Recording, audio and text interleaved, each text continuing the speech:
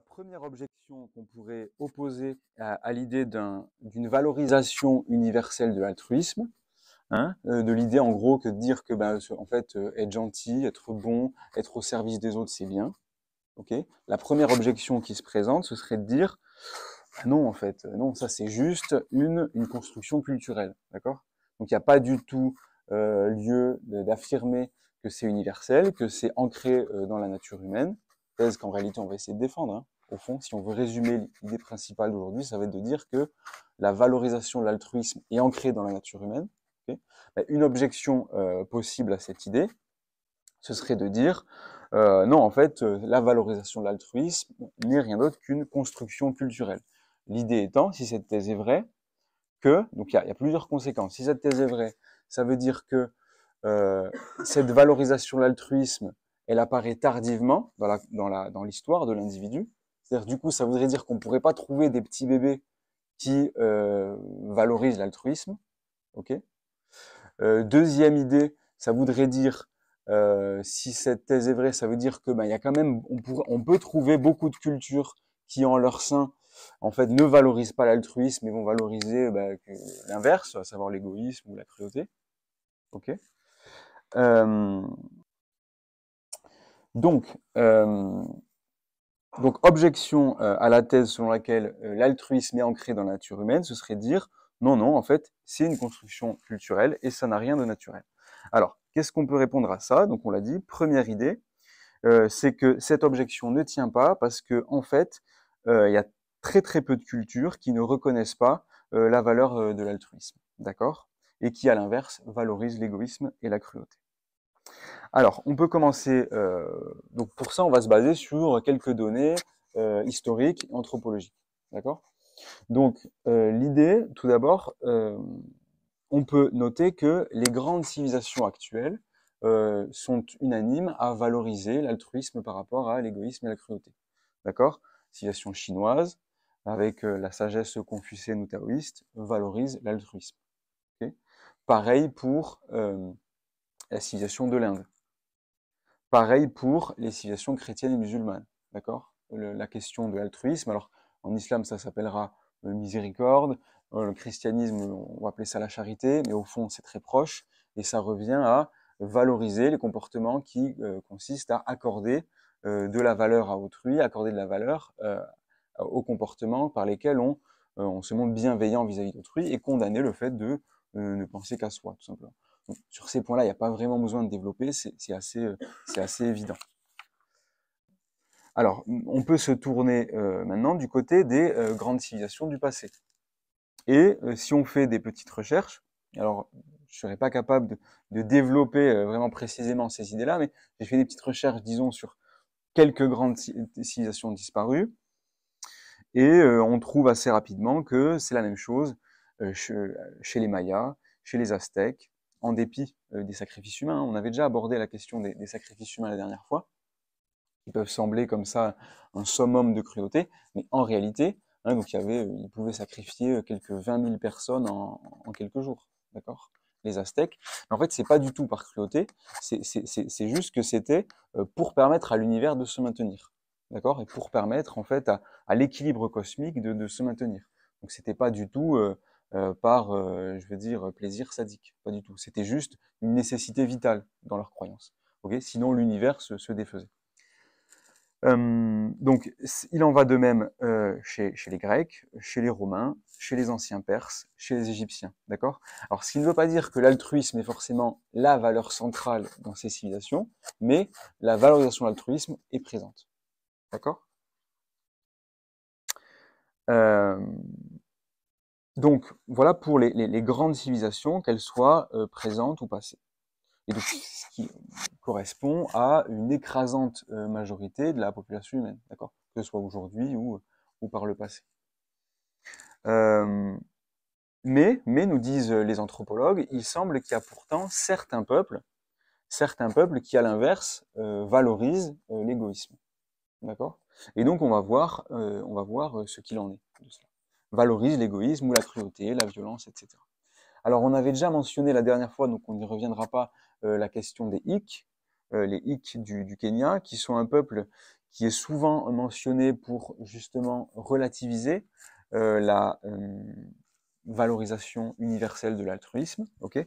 Mais on avait déjà parlé la dernière fois, et donc en gros l'idée c'était que oui, pour résumer, c'est que oui, il se trouve qu'on a pu observer chez les Hicks, et donc c'était notamment un anthropologue qui s'appelle Colin Turnbull, qui a donc fait un livre qui s'appelle Un peuple de fauves, où il parle des Hicks. On peut trouver donc une valorisation de l'agressivité et de l'égoïsme, notamment dans l'éducation, une invitation à ne pas s'occuper de ses parents âgés, une invitation à pas nourrir ses enfants en bas âge, etc. Mais l'idée, en tout cas défendue par Turnbull, c'était que en fait, ces invitations morales ne peuvent pas être prises au sérieux parce qu'en fait la société hic est dans un état de déliquescence, parce qu'elle est complètement déséquilibrée pour tout un tas de raisons, notamment économiques.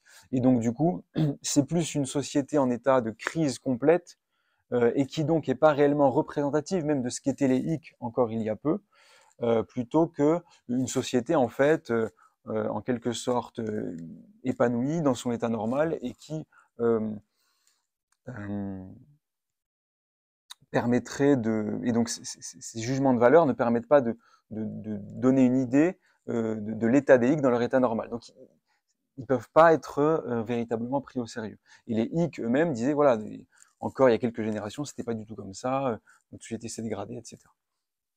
Donc bon. Mais il y a un deuxième exemple, c'est la société Yanomami. D'accord? Donc les Yanomami, c'est un peuple d'Amérique du Sud, à peu près 30 000 individus qui sont répartis en plusieurs dizaines de villages, et donc qui ont des pratiques, alors ça c'est avéré, qui sont un petit peu particulières.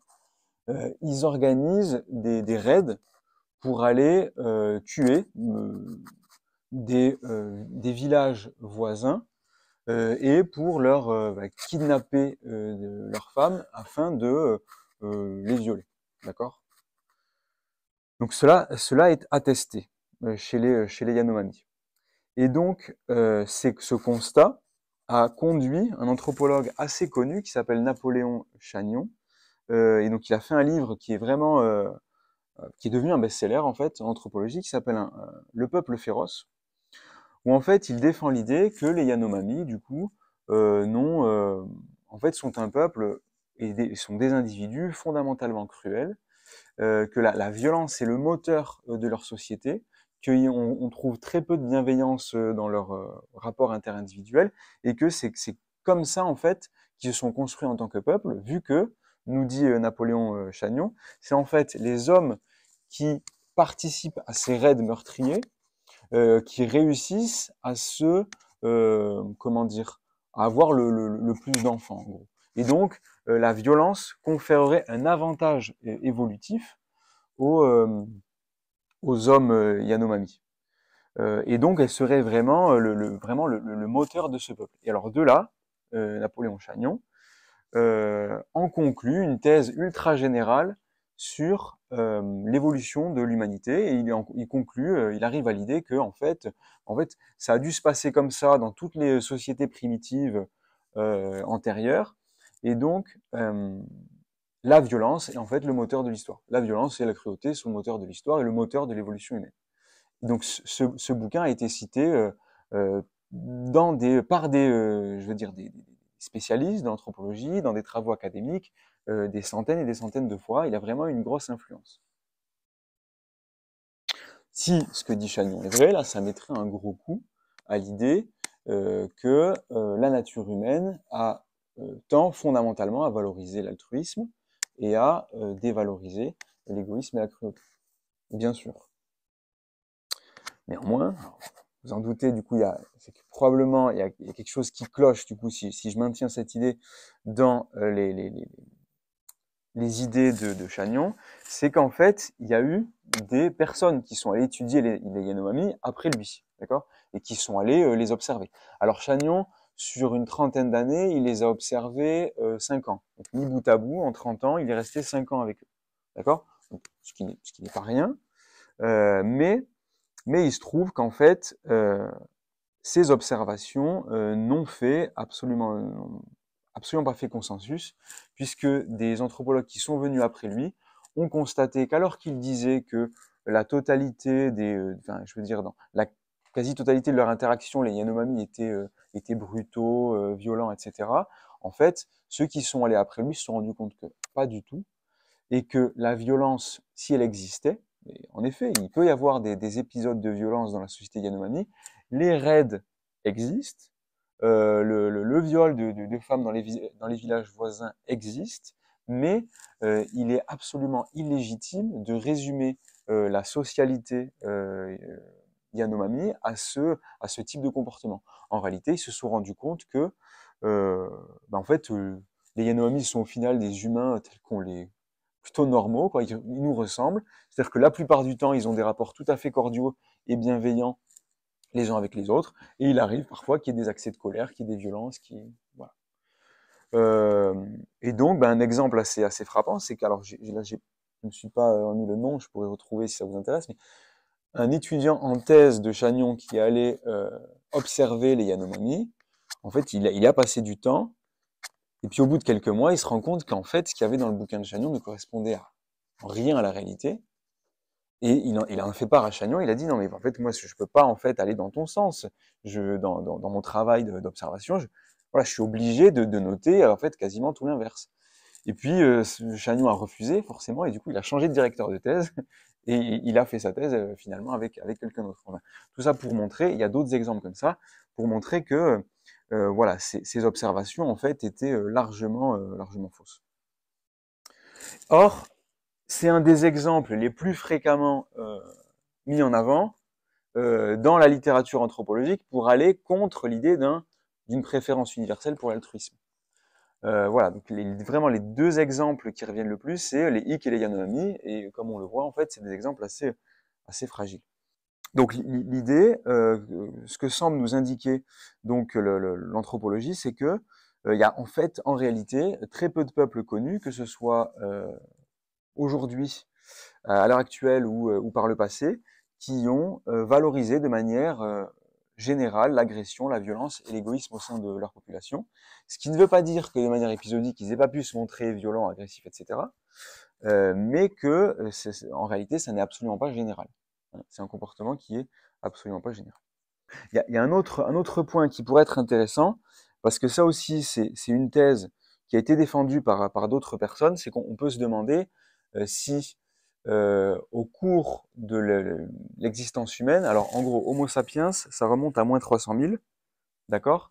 Et il y a une révolution qui arrive, qu'on appelle la révolution néolithique, il y a à peu près 10 000 ans, qui est que les hommes arrêtent de vivre de la chasse et de la cueillette et commencent à vivre de l'agriculture et de l'élevage. D'accord? Ce qu'on appelle la révolution néolithique. Donc, en gros, pendant 97% de notre existence, nous avons été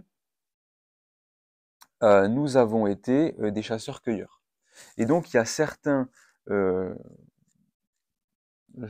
certains d'archéologues qui prétendent que durant cette existence de chasseurs-cueilleurs, les humains se seraient comportés de manière essentiellement là aussi agressive, etc. Ça semble en réalité contredire ce que nous disent les spécialistes contemporains, puisque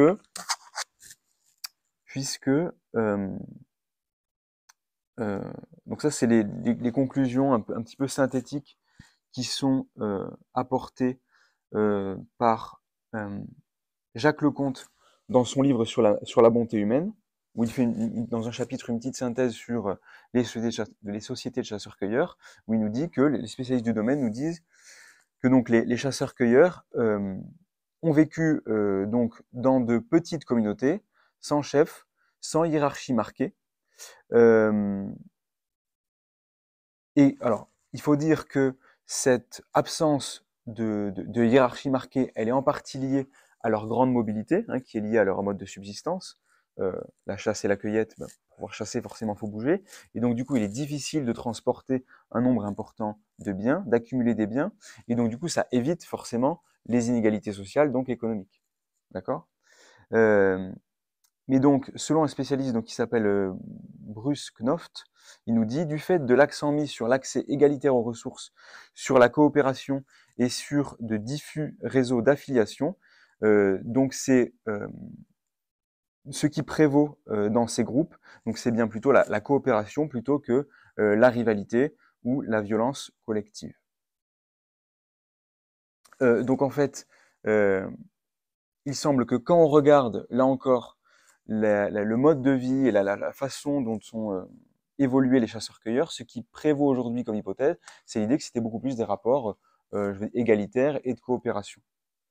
Et donc il y a un exemple à cet égard, qui est la société des Paliyanes, qui est une société donc de l'Inde du Sud, qui a été étudiée par Peter Gardner, donc qui sont des chasseurs-cueilleurs, où il nous dit donc qu'ils accordent une grande valeur au respect de l'autre, à son autonomie, à l'égalité entre les membres de la communauté, hommes et femmes également, que après la chasse, ils se répartissent la nourriture en parts égales, que les individus aient pris part à la chasse ou non.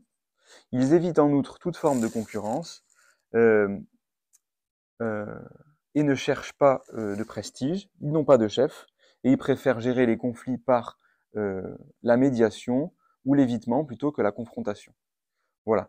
Donc l'idée, c'est que le mode de vie des sociétés de chasseurs-cueilleurs, il en existe encore aujourd'hui, serait beaucoup plus proche de ce type de rapport que ce que d'autres ont pu prétendre. Et si les sociétés de chasseurs-cueilleurs constituent en fait, comment dire que durant la majorité de notre histoire, nous avons été en réalité des chasseurs-cueilleurs, eh bien ça tend à aller dans le sens d'une comment dire, d'un ancrage de la préférence pour la coopération et l'altruisme dans la nature humaine, plutôt que ça n'accrédite la thèse opposée. Alors, pareil, on peut aussi se pencher sur ceux qui sont nos plus proches ancêtres et nous demander quels sont leurs comportements. C'est-à-dire quels sont les comportements des primates qui nous sont proches et des chimpanzés par exemple. Et si là encore, on constate que la majorité des rapports qui existent entre eux sont des rapports de coopération, eh bien ça va plutôt, là encore, abonder dans la thèse d'une naturalité de la préférence pour l'altruisme. Alors là, très rapidement, si on se tourne du côté des chimpanzés, eh bien, les spécialistes se rendent compte que 25% de leur temps, ils le passent dans des interactions sociales,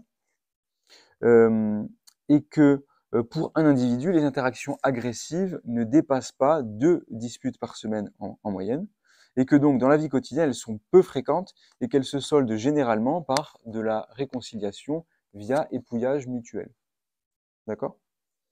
Et si on regarde des études qui ont été faites sur d'autres primates, donc là encore, c'est dans l'ouvrage de Jacques Lecomte, il nous dit qu'il y a une étude qui a été faite sur une soixantaine d'espèces de primates et qui montre que la très vaste majorité des interactions sont amicales, donc par exemple toilettage, partage de nourriture, etc., et que les interactions antagoniques sont d'à peine 1%.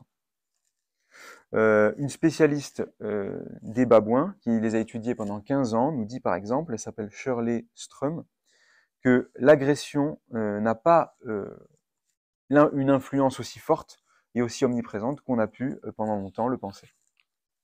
Parce qu'il y a des théories que je vais pas développer, mais des théories un petit peu farfelues, on s'en rend compte aujourd'hui, mais qui ont été très populaires pendant un temps, qui nous disent que voilà, on descendrait d'un grand singe tueur. D'accord. Voilà, la réalité des faits voilà, semble aller plutôt totalement à l'opposé. Donc, par rapport à cette première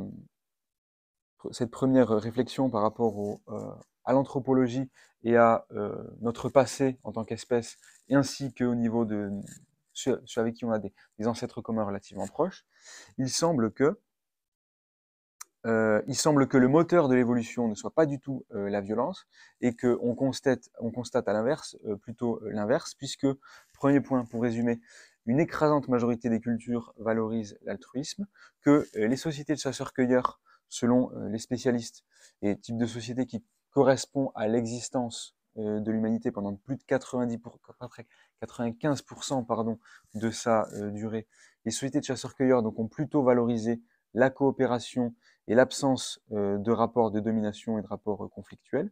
Et par ailleurs, enfin, il semble que les espèces qui nous sont proches, elles aussi, valorisent les relations de coopération bien plus que les rapports violents. Voilà. Donc, deuxième point maintenant, deuxième idée pour justifier que l'altruisme fait partie intégrante de la nature humaine, ça va être, on va essayer de défendre l'idée qu'en fait, il apparaît, contrairement à ce qu'on pourrait penser, de manière précoce dans le développement de l'individu, et qu'il semble donc plutôt plus relever de l'acquis, de l'inné que de l'acquis. Alors, cette idée, elle va pourtant à l'encontre d'hypothèses qui ont été formulées, ou de thèses même, qui ont été formulées par deux grands spécialistes de l'enfance, de grands psychologues, Freud et Piaget. Donc Freud pensait que l'enfant était naturellement égoïste et qu'il était d'abord et avant tout guidé par le principe de plaisir, c'est-à-dire en gros, il était à la recherche de sa satisfaction individuelle, et que c'est seulement le surmoi qui arrive assez tardivement dans le développement de l'individu, qui allait constituer, donc, qui est issu lui-même de la pression sociale, de la pression de l'éducation, qui allait pousser l'individu à différer son plaisir pour s'orienter vers le bien-être des autres. Voilà. Et puis, deuxième théoricien, c'est Piaget, qui pensait, lui, que jusqu'à 7 ans, l'enfant était incapable de prendre en compte le point de vue d'autrui, qu'il était égocentré, sans que ce soit péjoratif dans sa bouche, mais simplement ça renvoyait à l'idée que l'enfant ne pouvait pas, parce que son développement cognitif ne le permettait pas, ne pouvait pas penser à d'autres personnes qu'à lui-même. D'accord ? Et donc ça le rendait de facto égoïste, et donc incapable d'altruisme. Et donc son erreur, on va le voir, ça a été de penser que, en fait, l'altruisme repose essentiellement sur une démarche intellectuelle plus que sur une démarche affective. D'accord. En réalité, on se rend compte, quand on étudie le comportement des bébés, que les bébés, en fait, très tôt, préfèrent des personnes altruistes à celles qui nuisent aux autres.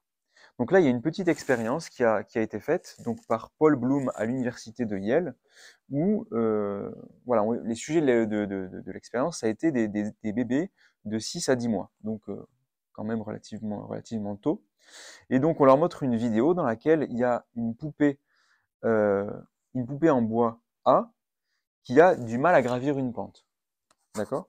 Et là, il y a une autre poupée B qui la pousse pour l'aider à monter. D'accord ? Et il y a une autre dans la vidéo, une troisième poupée qu'on va appeler C, qui, au lieu de pousser celle qui a du mal à monter, qui la tire vers le bas et la fait dégringoler. D'accord ? Ça, c'est une vidéo qui a été montrée à des bébés de 6 à 10 mois. Et bien, quand on présente les deux poupées aux bébés, donc B et C, donc B qui aide à monter, C qui fait dégringoler, eh bien, les bébés choisissent presque toujours B. Alors que si on fait la même chose avec des objets qui n'ont pas d'apparence humaine, eh bien, aucun objet n'est préféré à l'autre. Donc c'est bien que le bébé semble, assimiler les poupées à des êtres humains et donc leur attribuer des comportements intentionnels. C'est-à-dire, je veux aider ou je veux, mettre des bâtons dans les roues. D'accord ? Il se trouve que cette expérience a également été concluante chez des tout petits enfants de 12 à 16 mois. Donc, ce qui semble montrer que si les bébés préfèrent la poupée B, c'est-à-dire celle qui aide, ça semble indiquer, évidemment c'est pas une certitude absolue, hein, mais c'est un argument pour dire que les bébés semblent préférer le comportement altruiste. Et que donc, déjà, d'emblée, ils le valorisent. En fait. Alors, donc deuxième point par rapport aux bébés, c'est l'idée qu'ils sont eux-mêmes, semble-t-il, spontanément altruistes. Alors, on peut distinguer deux types d'altruisme, d'accord ? Bon, c'est pas très important, mais juste je le précise pour un peu plus de clarté. L'altruisme qu'on peut appeler instrumental, c'est-à-dire aider quelqu'un à faire quelque chose, et un altruisme qu'on pourrait appeler, qui se traduit par une aide émotionnelle, c'est-à-dire du réconfort. Vous voyez quelqu'un est triste, vous le réconfortez. C'est un petit peu différent de aider quelqu'un à faire quelque chose. Et donc on va voir que dans les deux cas, en fait, les bébés se montrent eux-mêmes altruistes. Alors là, il y a une expérience qui a été faite où des bébés en fait, on a observé que des bébés dès l'âge de 14 mois se mettent spontanément à aider, euh, à aider quelqu'un, à aider les autres. Donc voici l'expérience qui a été menée. Donc la situation est la suivante, donc il y a un enfant qu'on place face à 6 situations, d'accord? 6 situations, enfin voilà, à des moments différents. Donc cette situation, ça peut être une situation où il y a un adulte qui cherche un objet, ou bien il cherche à ouvrir un placard, ou bien il cherche à ramasser un objet au sol. D'accord? Et donc, il y a le bébé de 14 mois qui voit l'adulte en train d'essayer de réaliser cette tâche et il n'y arrive pas. D'accord? Alors, pour que le bébé soit plus à son aise, on a mis un parent dans la pièce, son père ou sa mère, d'accord? Pour qu'il soit plus en confiance et que donc il se sente plus libre. Eh bien, ce qu'il se passe, c'est que il y a 18 enfants sur 24 qui ont au moins aidé une fois, spontanément, sans qu'on leur demande, sans qu'on leur dise rien, et sans qu'on leur donne aucune récompense. Et en moyenne, ils aident au bout de 7 secondes. Donc, c'est-à-dire, je reprends, c'est un bébé qu'on a mis face à 6 situations, et il se trouve que 18 bébés sur 24 ont au moins aidé une fois sur une de ces 6 situations. Voilà. Alors, il y a des variantes qui ont été faites à cette expérience, et il se trouve que même quand on place des obstacles sur leur chemin, les bébés aident quand même. Il y a une autre variante, c'est une variante où on donne aux bébés des jouets qu'ils apprécient. On place donc la personne qui a besoin d'aide dans un coin opposé de la pièce, et en fait, on a observé que il y a des bébés, dans un nombre significatif de bébés, qui, voyant l'adulte qui à un autre endroit de la pièce a besoin d'aide, eh bien le tout petit, le petit gamin, il arrête de jouer, alors qu'il joue avec un objet qu'il apprécie, il arrête de jouer et il va aider l'adulte, d'accord? Et tout cela spontanément, sans qu'on ne lui demande rien. Voilà, donc il semble que de manière naturelle, spontanée, et sans que ça puisse être lié à l'éducation, puisqu'ils sont encore bien trop jeunes pour, semble-t-il, être influencés de la sorte. Voilà, il semble que spontanément, les jeunes bébés se montrent altruistes. Voilà, alors, voilà. Alors, il se trouve qu'aussi, donc là, on est au niveau de l'aide instrumentale. Ce type l'altruisme se rencontre aussi au niveau d'une aide qu'on pourrait appeler émotionnelle, puisque on a observé aussi de très nombreux bébés qui s'efforcent de consoler des personnes qu'ils constatent être en détresse. Donc, alors ça, c'est assez touchant parce que au début, le bébé a du mal, en fait, il constate la détresse d'autrui, mais il a du mal à comprendre ses besoins. Et donc, par exemple, un enfant de 14 mois qui voit un autre bébé en train de pleurer, en fait, il va lui prendre la main et il va l'amener auprès de sa maman à lui. D'accord? Et en fait, ce n'est qu'au bout de la deuxième année, donc au bout de 24 mois à peu près, que le bébé arrive en fait à se mettre à la place intellectuellement de l'autre, de son petit camarade, qui comprend ses besoins à lui, et que du coup, il l'amène pas vers sa maman à lui, enfin, ouais, vous avez compris, qu'il amène la maman de... Voilà. Et donc là, il y a une petite anecdote. Donc voilà, c'est David qui a été donc observé. Il voit un camarade qui est en train de pleurer et donc spontanément, qu'est-ce qu'il fait? Il lui donne son propre doudou à lui. Et puis il voit que ça n'a pas d'effet. Et puis là, donc il s'arrête un moment. Et puis là, il va chercher le doudou de son camarade et il va lui ramener. Et à ce moment-là, ça marche, le gamin s'arrête de pleurer. Voilà. Donc le désir d'aide, il est là, mais la capacité, je veux dire, au niveau cognitif, à se mettre à la place de l'autre, donc le désir d'aide, même au niveau émotionnel, il a des 14 mois, et la capacité intellectuellement à comprendre les besoins de l'autre arrive plutôt à l'âge de 2 ans.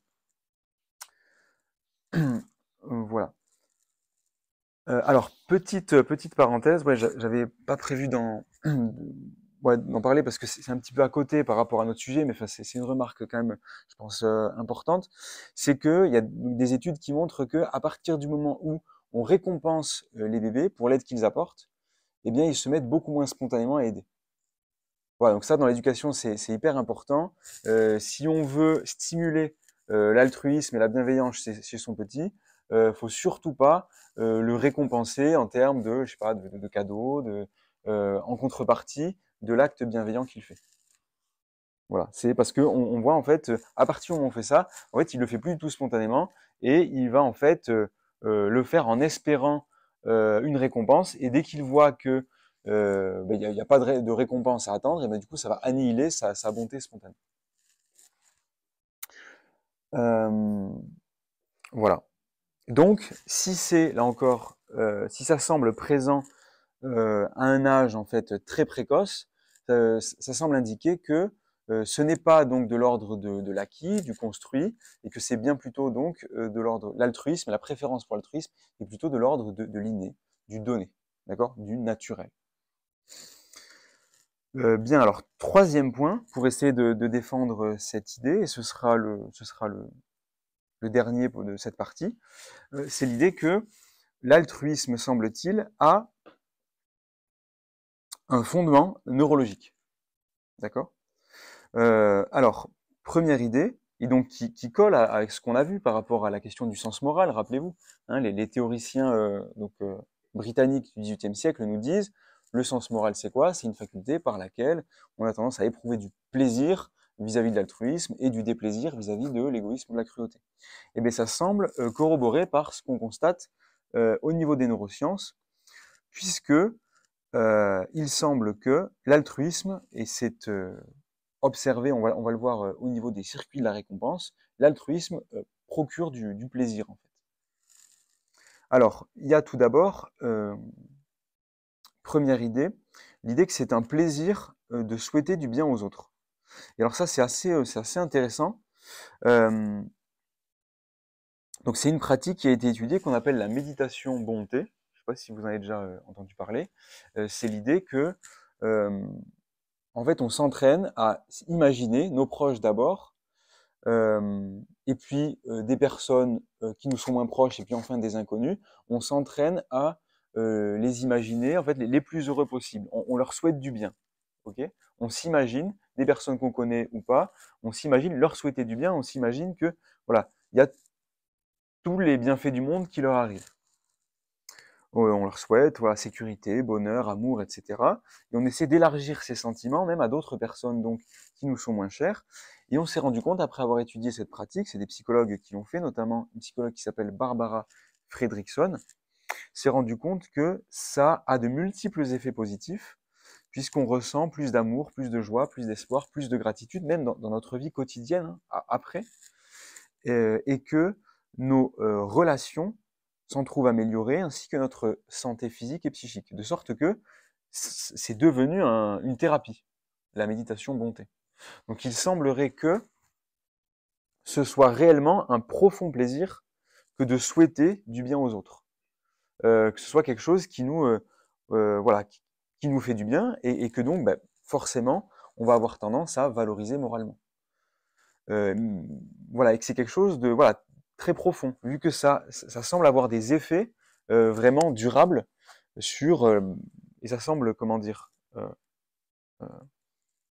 d'éteindre et affecter de manière positive la totalité de l'existence de la personne.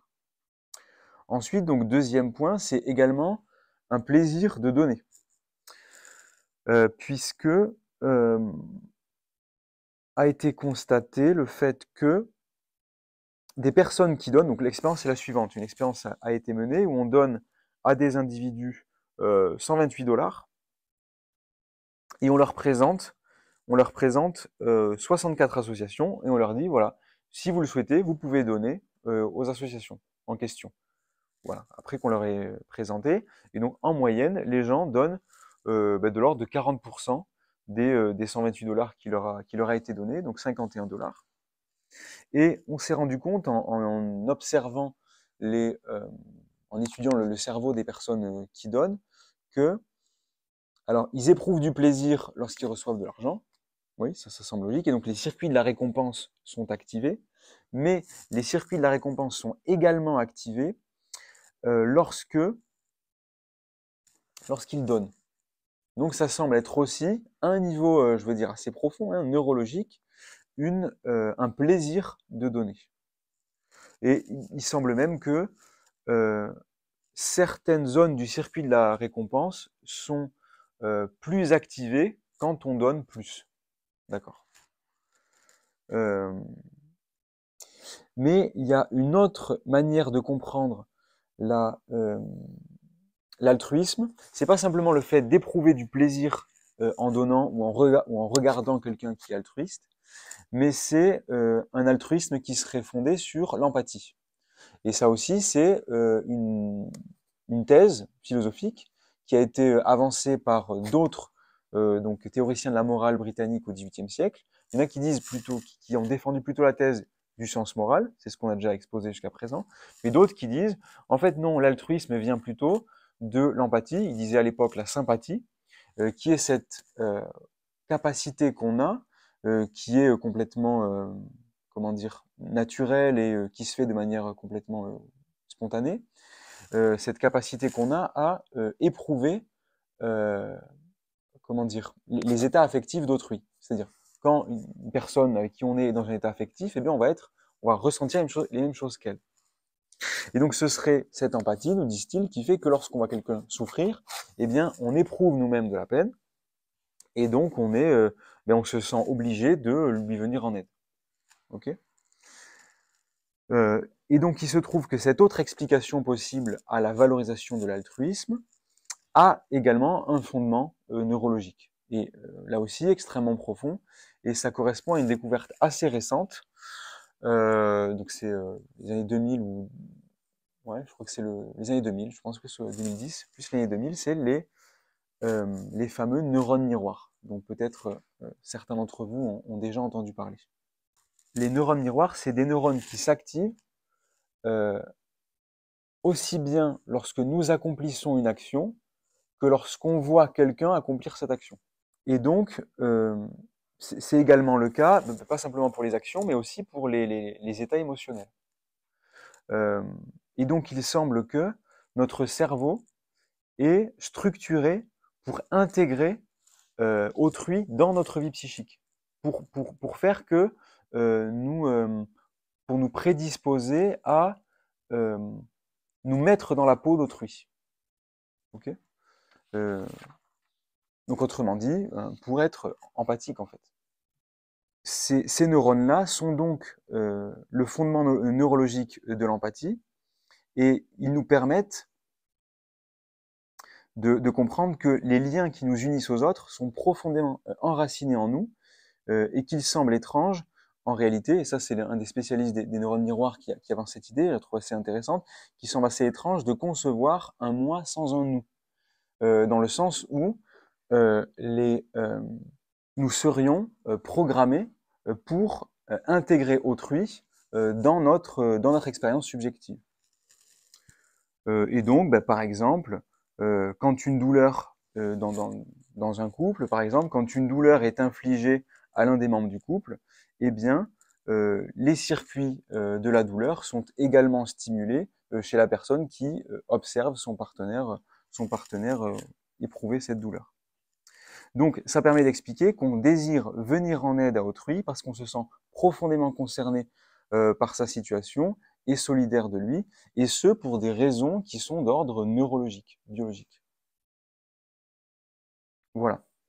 Donc, voilà pour la première idée, première grande idée, donc en gros, c'est le principal de ce que je voulais vous dire, qui revient à dire que l'altruisme, pour tout un tas de raisons qu'on a vues, d'ordre anthropologique, historique, neurologique, semble faire partie intégrante, cette valorisation de l'altruisme semble faire partie intégrante de la nature humaine.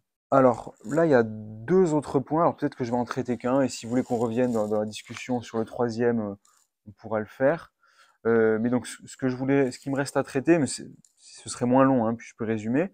Mais c'est l'idée, la question donc des psychopathes.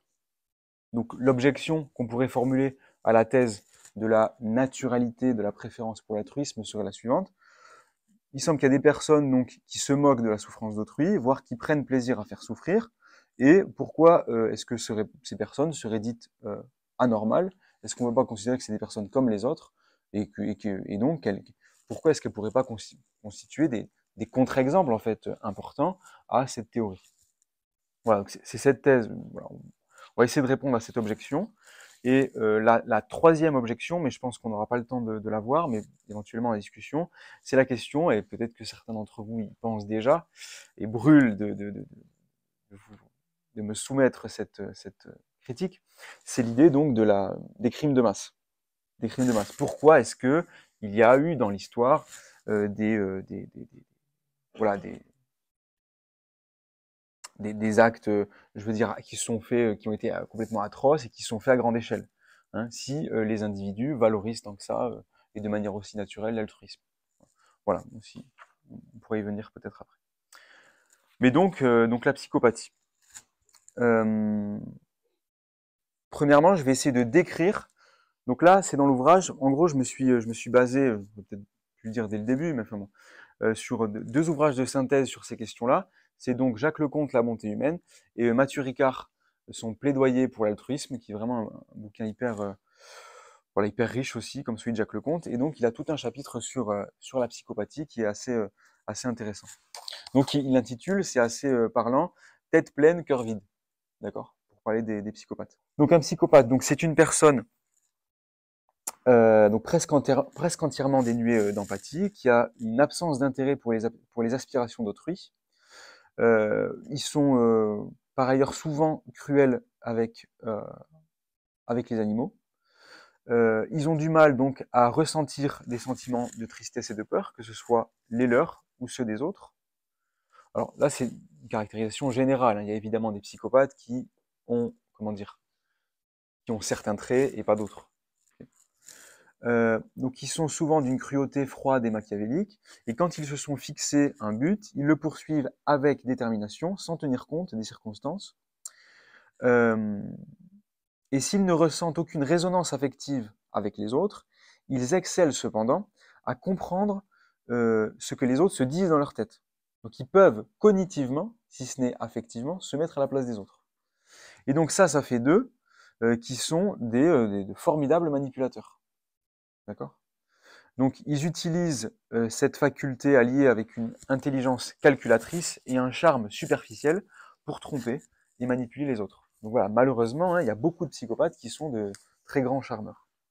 Alors, ils sont difficiles à repérer parce qu'ils sont bien souvent ni confus ni agités et qu'ils ont une intelligence supérieure à la moyenne. Et quand leurs manipulations réussissent, ils en éprouvent de la satisfaction. Mais quand ils sont démasqués, ils n'attendent qu'une occasion, que l'occasion de recommencer. Ils ne craignent pas les punitions qui n'ont aucun effet rédempteur ou préventif sur eux. Voilà, donc ce sont des menteurs chroniques, et ils ne sont ni fiables ni honnêtes, incapables d'entretenir des relations amicales ou sentimentales durables. Alors pourquoi? C'est qu'il manque en fait aux psychopathes toute la chaîne des réactions qui commence par la contagion émotionnelle ou l'empathie, enfin, ou qui se poursuit par l'empathie et qui culmine, on n'a pas trop parlé, mais en gros c'est la bienveillance, hein, qu'on a vu un peu tout à l'heure chez les bébés, mais qui culmine dans la compassion. Alors ce que Mathieu Ricard appelle la compassion, c'est le fait de manière active, aller apporter une aide à l'autre. Voilà, donc en l'absence de tout sentiment en faveur de l'autre, tout se passe chez eux sur le plan cognitif, et ils n'ont d'autre but que de promouvoir leurs intérêts. Ils sont d'un extrême égocentrisme, ils se croient supérieurs aux autres et dotés de droits et de prérogatives innés qui transcendent ceux des autres. En bref, selon un spécialiste du phénomène qui s'appelle Hare, H-A-R-E, il nous dit « Essayer d'expliquer des sentiments à un psychopathe, c'est comme essayer de décrire des couleurs à un daltonien. » Alors, il faut noter que le psychopathe sait faire la différence, intellectuellement du moins, entre ce que les gens qui appartiennent à la société appellent bien et mal, mais il n'y prête, lui, absolument aucune attention. D'accord? Intellectuellement, il sait, mais il s'en moque. Et donc c'est intéressant, cette description, parce qu'on voit que le comportement du psychopathe va à l'encontre de, évidemment de l'altruisme, mais aussi de toute tendance à la coopération qu'on décrit depuis le début, que ce soit chez les singes ou chez les chasseurs-cueilleurs, etc. Alors, quelques statistiques intéressantes. Il se trouve que la majorité des psychopathes le sont depuis la petite enfance, mais que d'autres, ça arrive, peuvent le devenir suite à des circonstances extrêmes. Dans une population normale, il y a en moyenne 3% de psychopathes chez les hommes et 1% chez les femmes. Et il se trouve que 20% des prisonniers sont psychopathes. Et lorsque les psychopathes sont libérés de prison, ils sont 3 fois plus susceptibles que les autres à tenter de récidiver dans l'année qui suit. Et donc le diagnostic de psychopathie est un des meilleurs diagnostics pour prédire la récidive. Voilà. Mais alors, voilà, on pourrait se dire, oui d'accord, bon, ils sont peut-être pas adaptés à nos sociétés et tout, mais on pourrait dire, c'est des individus comme les autres. Enfin, c'est quoi pourquoi est-ce qu'on considérait qu'ils sont anormaux? Parce qu'en fait, l'enjeu est important ici, c'est que si on dit qu'ils sont anormaux, c'est-à-dire qu'ils ne fonctionnent pas correctement, eh bien ça les disqualifie pour venir servir de contre-argument à l'idée d'une préférence universelle pour l'altruisme. D'accord? Et donc l'idée, c'est qu'on peut bel et bien montrer qu'ils sont anormaux puisque leur cerveau ne fonctionne pas comme celui de tout le monde. Puisque donc le spécialiste de la question que je vous citais, donc Hare, dans son ouvrage Sans conscience, nous dit que des sujets donc normaux réagissent beaucoup plus rapidement quand ils sont confrontés à des mots émotionnellement chargés comme viol ou sang, qu'à des mots neutres comme arbre ou crayon, alors que les psychopathes, eux, ne manifestent aucune différence affective en lisant ou en écoutant ces mots. Leur activité cérébrale ne change quasiment pas, quel que soit le mot présenté. Alors, une autre étude a été réalisée par Adrian Rain de l'université de Pennsylvanie, où il nous dit que on a montré que quand on demande à un psychopathe de lire à haute voix devant des témoins une description de tous les méfaits commis, que lui il a commis, c'est une tâche qui déclenche chez des sujets normaux des sentiments de honte et de culpabilité, et on voit en fait les aires cérébrales qui sont associées à ces sentiments-là qui s'activent fortement. Eh bien, chez les psychopathes, elles ne sont pas du tout actives. D'accord? Voilà. Donc, et donc une autre étude sur donc, le cerveau des psychopathes a été réalisée par Kiel, qui, dans un programme de recherche sur 1 millier de psychopathes, nous dit que face à des stimuli émotionnellement dérangeants, des régions réagissent fortement chez les sujets normaux, mais sont désactivées chez les psychopathes. Donc ces régions, bon, peu importe, mais il y a par exemple l'amygdale, qui est associé aux émotions, le cortex orbitofrontal, etc. Donc, il semble que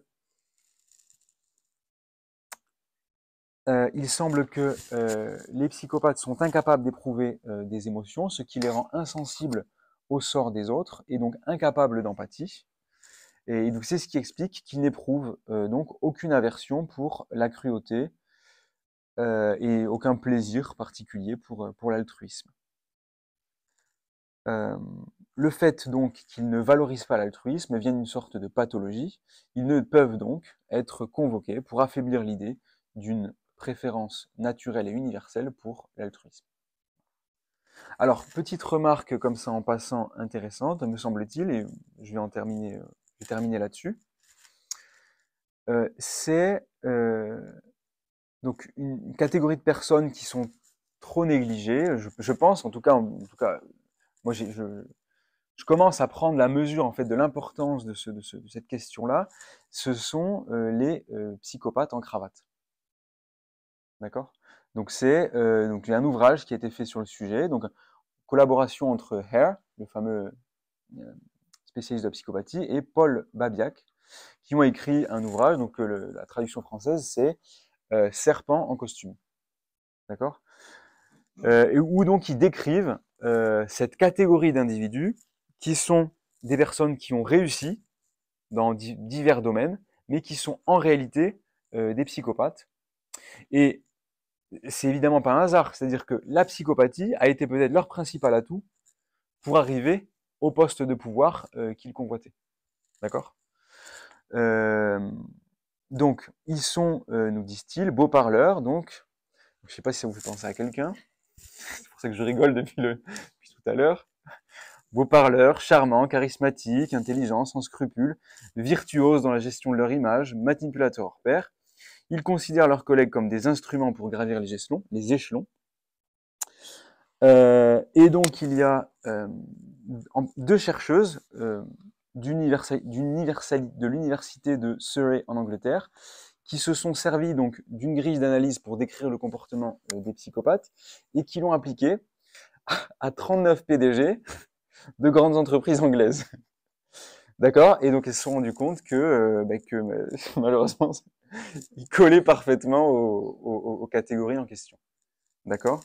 Donc, je cite, les résultats sont sans appel.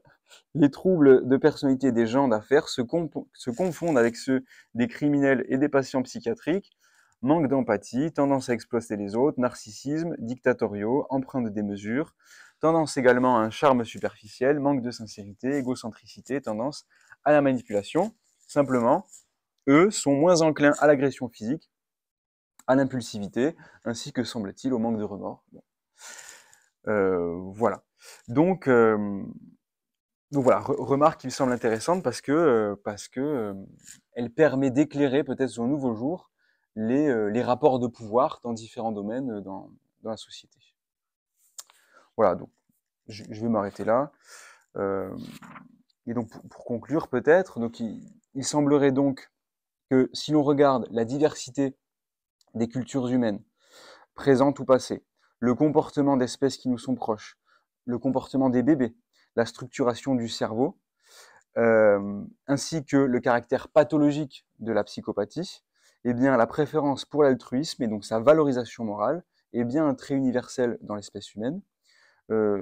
Cette préférence donc peut donc être considérée comme une valeur morale universelle et peut donc permettre peut-être de donner un sens à l'existence humaine. Voilà, merci beaucoup.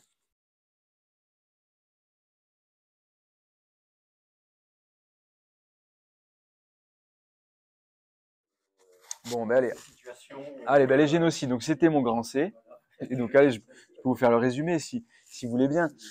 Parce que pour le coup, là aussi, il y a des résultats que je trouve, enfin moi, qui m'ont étonné, quoi. J'ai appris plein de trucs, voilà, hyper intéressants. C'est que semble-t-il, en fait, lors des guerres, en réalité, on observe une aversion naturelle à tuer de la part des soldats. Hein. Et donc, par exemple, il y a une étude qui a été réalisée par le général de brigade Marshall, donc une personne qui a pris part à la Seconde Guerre mondiale et à l'intervention donc américaine pendant la Seconde Guerre. Eh bien, il indique qu'il y a seulement 10 à 15% des soldats en situation de se battre, c'est-à-dire qu'ils étaient au combat avec leurs armes et tout. Il y a seulement 10 à 15% des soldats qui ont utilisé leurs armes. Alors que, enfin, je veux dire, ils auraient pu, ils étaient sur le champ de bataille, quoi. Seulement 10 à 15%. Ce monsieur, donc Marshall, conclut, il est raisonnable de penser qu'un individu sain et normal, quelqu'un qui est capable d'endurer des tensions mentales et physiques qui est capable d'endurer les tensions mentales et physiques du combat, conserve une réticence généralement insoupçonnée à tuer un autre être humain. Il n'ôtera pas une vie humaine de son plein gré s'il lui est possible d'échapper à cette obligation. Donc, même dans une situation de guerre, même dans une situation où on t'a dit ça c'est l'ennemi, même quand tu sais que où tu te dis si c'est pas moi qui le tue, c'est lui qui va me tuer, même là, il y a une réticence extrêmement forte à utiliser son arme. Autre stat intéressante, il y a pendant la Seconde Guerre, pareil, seulement 1% des pilotes d'avion américains qui sont responsables de 30 à 40% des destructions en vol d'avions ennemis. Alors, ce n'était pas parce qu'ils étaient plus expérimentés ou plus courageux ou meilleurs tireurs. Non, c'est juste que l'écrasante majorité des autres n'a pas essayé. de tirer sur les avions ennemis, tout simplement. Alors, il y a d'autres exemples comme ça dans l'ouvrage hyper intéressant. Alors, je vous donne celui-là. Alors, la répugnance à tuer augmente quand... Alors ça, on peut s'en douter, et en fait, c'est une des explications hein, de ce pourquoi, en fait, dans certaines situations, on peut tuer de manière massive. C'est que la répugnance à tuer donc augmente quand augmente la proximité physique. Donc, l'historien John Keegan note avec étonnement l'absence quasi totale de blessures par arme blanche lors des charges massives à la baïonnette à Waterloo et pendant la bataille de la Somme. C'est-à-dire que quand les soldats font un combat rapproché, eh bien, il y a une aversion à utiliser la baïonnette pour transpercer le corps de l'autre. Et en fait, le plus souvent, dans les combats au corps à corps, la baïonnette est utilisée on la retourne et on va utiliser le manche pour en fait pour moins blesser, pour avoir moins de chances de tuer l'ennemi. C'est quand même impressionnant dans un combat au corps à corps.